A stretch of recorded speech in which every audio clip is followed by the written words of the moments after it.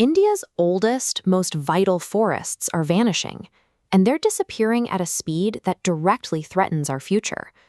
Looking at official government reports, everything seems fine. Data shows overall green cover steadily increasing. But what is this upward trend masking? While total green cover goes up, natural, dense forest is plunging. An old natural forest is a complex machine. Hundreds of plant species grow side by side, holding soil together and supporting a massive wildlife web. Over the last 25 years, ancient ecosystems have been cleared out and replaced by commercial plantations.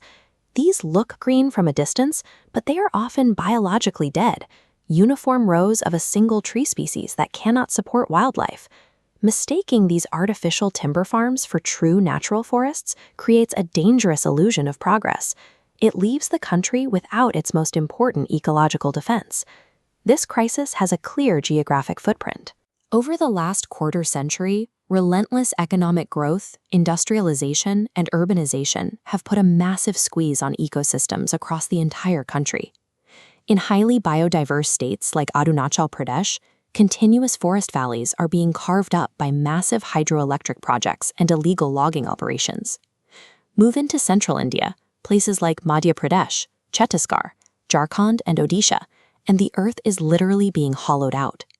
Vast stretches of old-growth trees are cleared to meet the soaring demand for coal and iron ore.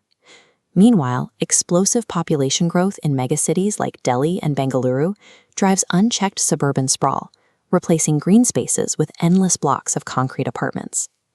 And in the fragile Himalayan mountains of Uttarakhand, aggressive road expansion and unplanned tourism construction require blasting sheer cuts directly into steep, rocky slopes.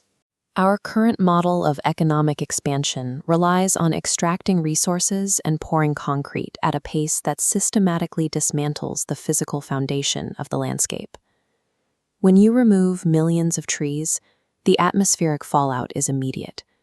Forests absorb carbon dioxide. Without them, greenhouse gases spike, actively intensifying lethal heat waves and irregular monsoons. The damage takes a concrete physical form on our mountain slopes.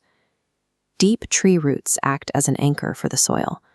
When those roots are removed, the slopes weaken, directly triggering deadly landslides and catastrophic events like the 2023 Himachal Pradesh floods. This process is known as forest fragmentation. Even if we don't clear-cut an entire region, building highways and railways through the middle slices a solid ecosystem into tiny, disconnected patches. Animals trapped in these shrinking patches eventually run out of food. Species like leopards and elephants are forced out of their broken habitats and into violent conflicts within human settlements. The human toll is just as severe. Millions of tribal citizens depend on natural forests for food, medicine, and their cultural identity. When the forest shrinks, they lose their livelihood and their social history. Ecological destruction is never an isolated event.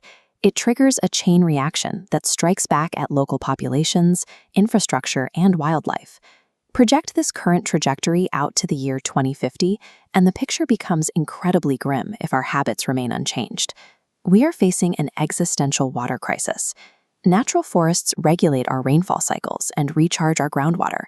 Strip them away, and massive parts of the country simply dry up.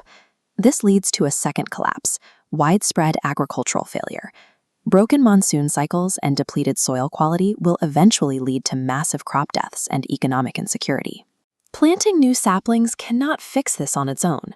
The solution requires enforcing strict mining regulations, protecting wildlife corridors, and fiercely defending the ancient natural ecosystems we still have left. Protecting natural forests serves as a non-negotiable requirement for India's water security, food supply, and ultimate survival. Are we sacrificing long-term survival for short-term profit? Let us know what you think in the comments below. And if you want to understand the forces shaping our world, make sure to like and subscribe.